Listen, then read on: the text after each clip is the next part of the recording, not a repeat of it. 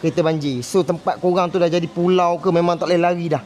Bermakna kita sembang sekarang ni, kereta tak boleh lari. In case kereta tak boleh lari, korang nak pergi mana? Takkan nak angkat naik helikopter? Takkan nak letak pelampung? Mungkin kot letak pelampung ke, ada orang bungkus try buat macam mana. Tapi kalau orang dia kata korang tak boleh buat apa, korang cabut je negatif. Cabut negatif, kepala bateri cabut negatif, keluarkan, cabut positif, ambil spana, beli kedai spana kedai RM2, buka, angkat keluar bateri pun tak apa. Bawa lagi bateri, pisahkan api dia.